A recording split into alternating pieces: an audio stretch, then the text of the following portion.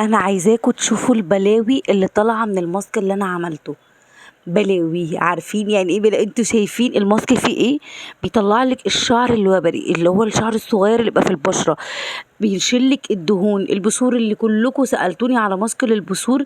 الماسك ده بصوا خيال، بيخلي البشره كده نظيفه بجد، حلو قوي قوي، لازم تجربوه. مكونات الماسك سهله جدا ولازم تجربوه وتقولي رايكم ايه. بصوا كده، انا عايزاكم تيجوا معايا وتشوفوا منظر البثور اللي هي دي عامله ازاي. وطبعا بشرتي مش نظيفه، فانا جالي سؤال، انا عايزه حاجه للرؤوس السوداء، فهنعمل الماسك مع بعض. يلا بينا. بصوا كده، دي اسمها كبسولات فحم موجوده في الصيدليه، فانا هاخد منهم اتنين بس، كبسولتين بس اهم، عشان بس ما تفتكروش ان انا بعمل يعني خطوه من غيركم. بصوا انا هطحنهم، يعني هطحن الاتنين دول كويس جدا، وهشوف لو كنت محتاجه واحده تاني ولا لا. طحنتهم ولسه يعتبر ما طحنوش كويس، فانا هطحنهم حلو قوي. وبعد كده هنحط والمكون التاني اللي معانا اللي هو الجيلاتين. يبقى انا حاطين قرصين من الفحم ومعاهم معلقتين جيلاتين. الخطوه بقى اللي بعد كده ان احنا هنسخن شويه ميه صغيرين، حوالي 3 معالق بالظبط، ندوب فيها الجيلاتين والفحم. ميه فتره مش سخنه. بصوا يا بنات، انا عايزاكم تركزوا معايا كويس جدا جدا جدا. انا كل اللي انا عملته حطيت معلقتين ميه فتره بس اهو. بصوا اصلا شكله بقى عامل ازاي.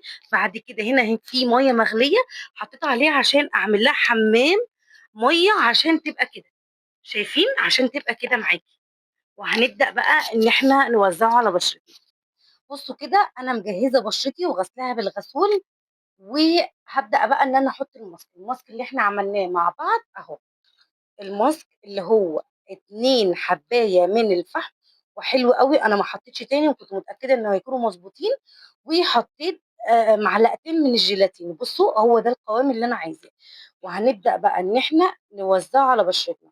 خايفه تستخدميه على بشرتك لا يتحسسي منه، جزء هنا اهو كده، وبعد كده استني شويه وشوفي مناسب ليكي ولا لا. حاجه مهمه عايزه اقول لك عليها، ان انت اما تيجي توزعيه، بصي يعني على الانف هنا كده تتوصي، كمان المكان بقى اللي فيه رؤوس سودا. انا من الناس اللي ما بحبش، وعامه دي معلومه ليكي انت، ما تحطيش اي ماسك زي كده على الخدود عشان هيعمل لك مسام. لا يفضل، لو هتعملي مره في الشهر تمام مفيش اي مشكله، لكن اكتر من كده لا. هوزع بقى الماسك على بشرتي واسيبه لغايه ما ينشف واوريكي واحنا بصوا كده، انا سبته لغايه ما نشف خالص، تمام. وهنبدا اللي احنا نشيله بكل سهوله. بصوا، بصوا اللي هيطلع، يا لهوي على اللي في الماسك. بصوا، بصوا بجد، فظيع فظيع فظيع. بصوا،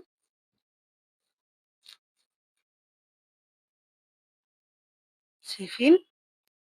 انا هكمل بقى بقيت شيل الماسك واوريكم النتيجه في الاخر. بس ده يا لهوي، اللي طالع بجد فظيع فظيع. هيطلع لك الرؤوس السود، دهون، هيخلي بصي بشرتك حرفيا كده بتنور لؤلؤ. المناخير انا لسه يعني ما شفتوش، بس انا عايزه اقول لكم ان هو، بصوا انا مش عارفه اوريكم اللي فيها بجد.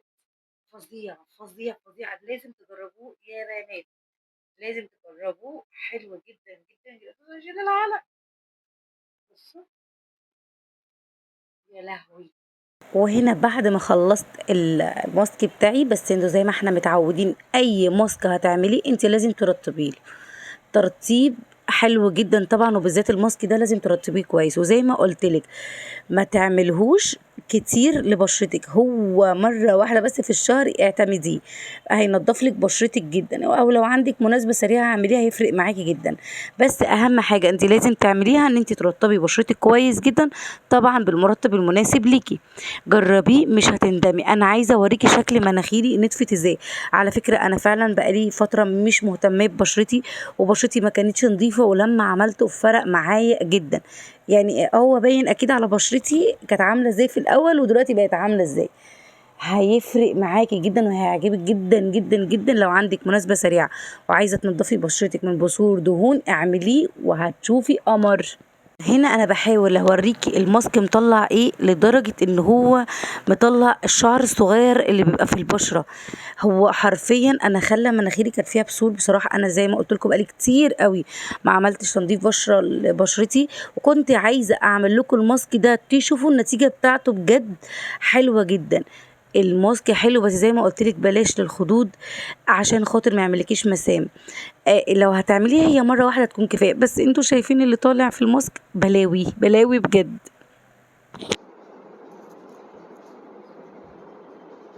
شايفين؟ بصوا كده البلاوي دي طالعة من بشرتي. بصوا بصوا الشعر صغير والدهون، بصوا بيطلع بلاوي بلاوي حرفيا. شايفين؟ بصوا كده بصوا، يا خرابي على اللي الماسك بيطلعه بجد. ايه ده ايه ده ايه ده ايه ده؟ شايفين البلاوي اللي طلعت في الماسك؟